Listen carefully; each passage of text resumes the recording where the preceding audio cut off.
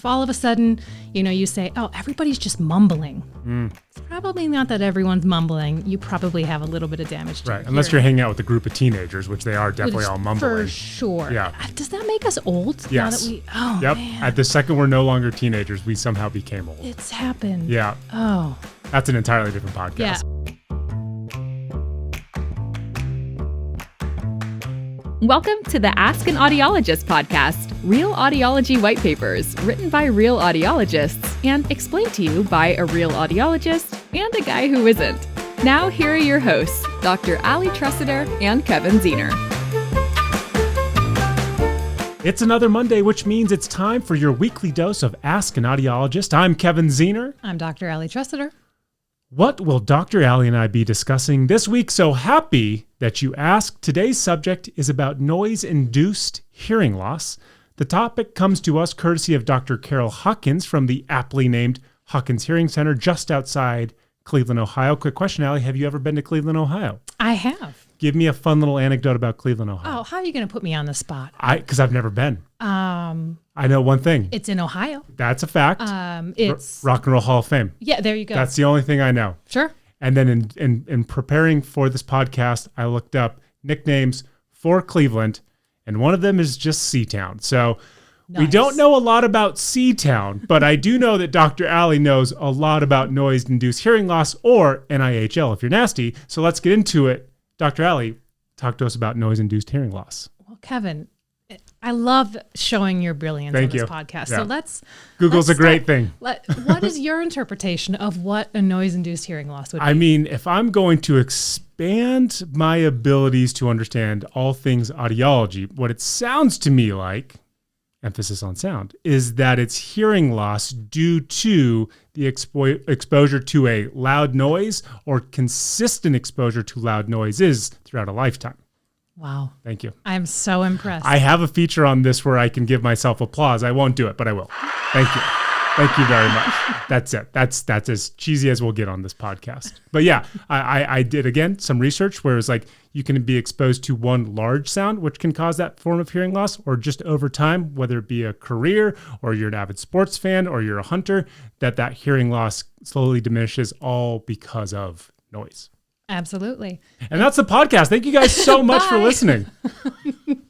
So let's start with the exposure to noise piece and how different people kind of have different reactions to noise. So just because I'm exposed to, let's say, a gunshot and I'm fine, I say, oh my gosh, you don't have to wear hearing protection, I'm fine, does not mean that if you were to fire a weapon, you would not have permanent hearing damage after that. So everybody's hearing anatomy is different in sensitivity. So, again, what fits one doesn't fit all. So, but you're right. So it can be one really loud sound. So to give you an idea of how loud something has to be to cause damage, if it's a really fast sound, an impulse sound, it'd be something like a gunshot. That's about 140 decibels. Yeah. But if it's something that's a little bit longer, it really depends on how long you're exposed to it. So OSHA actually has standards for how long a worker can be around noise without needing hearing protection. And so if you were working a full 8-hour shift, the loudest the sound can be is 85 decibels for that 8-hour shift. Got it. Right? If it goes up, then the amount of time you can be exposed to it goes down. Got it. And I know, again, in doing some research for this, something like 20% of factory workers who have worked in a factory for longer than like 10 years all have some form of hearing loss. And that's even with the current OSHA requirements of hearing protection. And that's because your job for 8 hours a day, 40 hours a week, whatever 40 times 52 is a year, is just constantly hammering your ears. Right. And even if those factory workers are, by OSHA standards, required to wear hearing protection, can you imagine, what do you think the biggest complaint is for people who wear hearing protection in the workplace? They can't hear. Exactly. Thank you. They can't hear. You're brilliant. Thank you.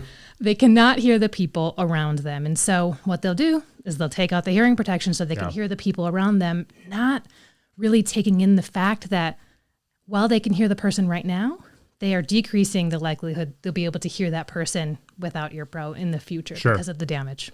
So it makes sense that a entity like OSHA would be able to go into all these workplaces and say, hey, we're measuring the sound around here. This is far too loud for anybody to be able just to walk around, wear this hearing protection.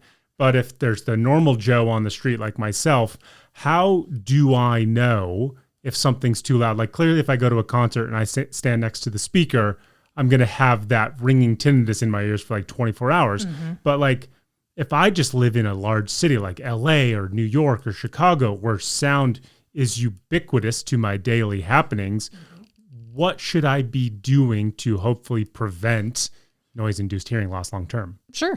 So first question really is how do you know if the sound is too loud? So even on your smartphone, you could download an app, a sound level meter app, that'll give you a broad idea of how loud the sound is. You know, if you were really concerned, you could wear something like a dosimeter. It's usually a piece that gets clipped to your lapel, so it's close to your ear, and it measures your sound exposure over time. Oh, cool. But, you know, this is going to sound counterintuitive, but a really great way to mitigate, you know, noise-induced hearing loss or damage to your hearing because of noise, like let's say if you're walking to work in a city, would be noise canceling headphones. Oh, that makes sense. I also have to imagine there's this idea too of if it feels loud to you, it's probably loud, right? Like, and that's could be subjective based on actual hearing loss or just the individual. But if you feel like it's too loud, chances are it is in fact too loud for you. Absolutely. And you mentioned, you know, you get that sensation sometimes of like, let's say you went to a loud concert and your ears were ringing the next day. So that ringing in your ears, or if you feel like a muffled hearing, we sometimes call that a temporary threshold shift, a temporary decrease in hearing. If you hear that, you have damage to your hearing. Got it. So even if it gets better, you know, in the short term, hearing loss due to noise is cumulative. So every single time you would go to a concert and, you know, the next day you'd say, oh, my ears are ringing, but, oh, it got better. You're just adding on to the damage you already have until all of a sudden, years later, you can't hear the birds chirping. You can't understand speech. It's very sobering because I've had many of those moments in my life. So now I'm just regretting going to a Sublime cover band concert now. So here's my question for you.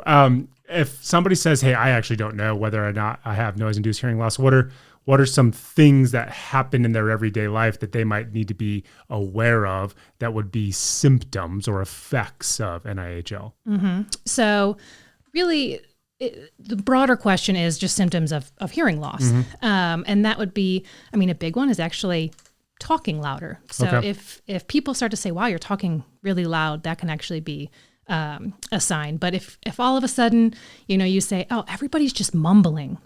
It's probably not that everyone's mumbling. You probably have a little bit of damage to your unless hearing. you're hanging out with a group of teenagers, which they are definitely all mumbling. For sure. Yeah. Does that make us old? Yes. Now that man. At the second we're no longer teenagers, we somehow became old. It's happened. Yeah. Oh.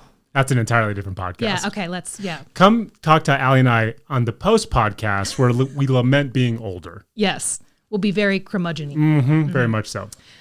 So, but yeah, so those are some of the symptoms. You know, if you hear ringing in your ears, tinnitus, it is not always, you know, a surefire sign that you also have hearing loss, but they do go hand in hand quite a bit. So that's another symptom. And I think a lot of people assume like, okay, so if I've kind of self-diagnosed and I thought maybe there's an issue, I'm going to go see an audiologist. The audiologist says, hey, great, we have some form of treatment for you. Mm-hmm. NIHL is not reversible, meaning you don't get your hearing back. The most you can do is kind of plant a flag and stop it where it is. Correct. By trying to protect it moving forward.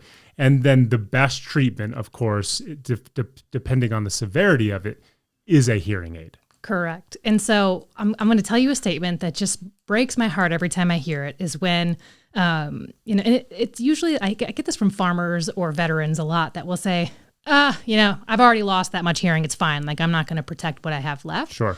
But that thinking is so flawed because you're right. The only thing you can do once you have a noise-induced hearing loss really is to protect what you have left. Yep. Right. And so what's interesting about noise-induced hearing loss is that if I gave you a hearing test, and let's say you had a noise-induced hearing loss, more than likely I'd be able to tell just from the results of your hearing test that the hearing loss was due to exposure to noise. Got it. So if you remember back to our cochlear implant episode, I talked about how the hearing organ is organized by different pitches. Yeah. So when you're exposed to loud noises, there's one region of pitches that really gets hammered the most. Yeah. And Ironically, that just happens to be the part of speech that's the most meaningful. The consonants,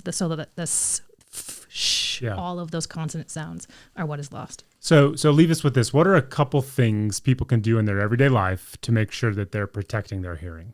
Avoid loud sounds as much as you can. If you have to go to a concert, wear hearing protection. Now, I know the hesitancy often can be that you don't feel as immersed in the music, or it sounds muffled, but there actually are musicians' earplugs that are made specifically for music. Yeah. So there are options there, but really, if you know you're going to be around loud sound, use hearing protection. I mean, that really is the key. If you can't get away from it, use hearing protection. And now that all of us are fairly certain we have or know someone who has NIHL, we will say thank you to Dr. Hawkins for the article. Encourage everyone to go to askanaudiologist.com to learn more about this subject and hundreds of others. Dr. Ali, I can't wait for our first remote recording of Ask an Audiologist in Cleveland, Ohio. Oh, it's going to be fabulous. We're going to know all the facts. In front of the Rock and Roll Hall of Fame Museum. Yes. And so for Dr. Ali and myself, we will see you all next week, just not in Cleveland. You can find more information at askanaudiologist.com, and you can follow us on all our social channels at Ask an Audiologist. The information provided on this podcast is for educational and entertainment purposes only and does not substitute for professional medical advice. So when you're getting close to the end of that warranty, have your audiologist send those hearing aids into the manufacturer. They give it a once-over. They make sure everything is working well. Once your warranty's up, you at least know you have functioning hearing aids. That's some insider info right there, folks.